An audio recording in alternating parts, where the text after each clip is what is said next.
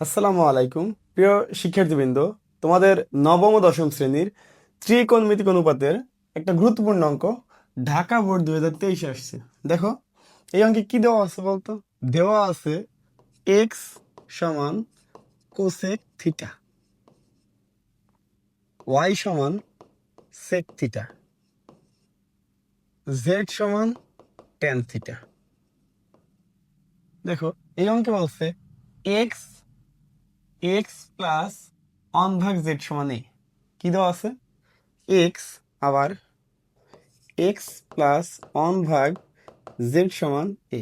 দেখো তো এই এক্স এর মান আমাকে দেওয়া আছে। এক্স এর মান cosec theta plus 1/z। 1/z মানে কি বলতো? Tan theta. জেড মানে ট্যান থিটা সমান এ। একটু খেয়াল করো তো, কোসেক থিটা সমান কি লেখা যায়? 1/sin theta. 1/sin theta plus এ বলা যায় 1/tan মানে কট থিটা। কট থিটা মানে কি বলতো? কস থিটা ভাগ সাইন থিটা। একটু শর্টকাট, আমরা শর্টটা কি? 1/tan থিটা মানে কট থিটা, আর কটের সূত্র কি বলতো? কস থিটা ভাগ সাইন থিটা। এটা এ। দেখো তো লসাগু করা যায় কিনা? লসাগু করলে কি পাওয়া যাবে বলো? Sine theta. কি পাওয়া যাবে? Sine theta. সাইন সাইন বাদ বাকি থাকবে কি বলতো? অন। প্লাসের প্লাস, সাইন সাইন বাদ বাকি থাকবে কি? কস থিটা সমান কি এ। দেখো এই on plus cos theta, one plus cos theta, তার উপরে কি? হোল স্কয়ার ভাগ কি? সাইন স্কয়ার থিটা সমান কি? এ স্কয়ার। এখন কাহিনী কি? আমরা উভয় পক্ষে বর্গ করলাম। কি করলাম? উভয় পক্ষে বর্গ। কেন করা লাগলো? কারণ প্রমাণে দেখো তো এর উপরে কি আছে? স্কয়ার আছে। এই এর উপরে যে স্কয়ার আনতে হবে, উভয় পক্ষে বর্গ করা লাগবে। আমরা কি করলাম বলতো? উভয় পক্ষে বর্গ।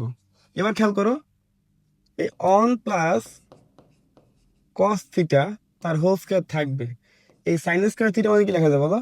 One minus sine square theta কি লেখা যায়? One minus cause square theta সমান ডান দিকে কি আছে? এ square.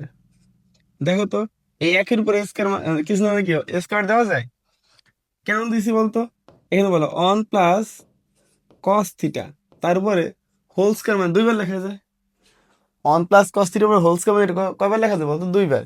One plus cos theta into one plus cos theta ভাগ, দেখো তো a square minus b square সূত্র পরে কি? এ প্লাস বি অর্থাৎ one plus cos theta into a minus b অর্থাৎ one minus cos theta equal কি লেখা যায় বলতো? A square. দেখো তো one plus cos theta, one plus cos theta বাদ দেওয়া যায়। দেখো এই অন প্লাস কস থিটা আমরা কি করব? বিয়োজন যোজন। কেন বিয়োজন যোজন? দেখো আমরা প্রমাণ দেখে তো কাজ করবো, ঠিক আছে? প্রমাণে কি আছে? এ স্কয়ার মাইনাস ওয়ান এ স্কয়ার প্লাস ওয়ান, অর্থাৎ একবার বিয়োগ একবার যোগ। তাহলে আমরা এখানে সেম কাজটা করবো, বিয়োজন যোজন। বিয়োজন যোজন করার নিয়ম কি?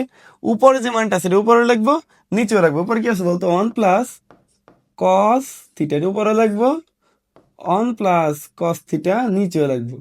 প্রথমে বিয়োজন, তার মানে নিচের মান দ্বারা উপরে বিয়োগ। তাহলে দেখো এই মানটা দিয়ে মাইনাস দ্বারা গুণ করো, মাইনাস ওয়ান। এটা মাইনাস ছিল, প্লাস কস থিটা। কি করলাম এটা বলতো? বিয়োজন। বিয়োজন করলে কি হয়? প্রত্যেকটা মান, যে প্লাস ছিল সে মাইনাস, যে মাইনাস ছিল সে প্লাস। আর এই মান দ্বারা নিচে করবো যোজন, তার মানে যা ছিল তাই হবে। যোজন করলে কোনো পরিবর্তন হয় না চিহ্নে, ঠিক আছে? মাইনাস কি হবে বলতো? Cos theta. তাহলে এখানে এই সেম কাজটা, এর নিচে কিছু না মানে কত আছে বলতো? ওয়ান আছে। তাহলে ওয়ান দ্বারা একবার এ স্কয়ার সাথে মাইনাস, একবার এ স্কয়ার সাথে প্লাস।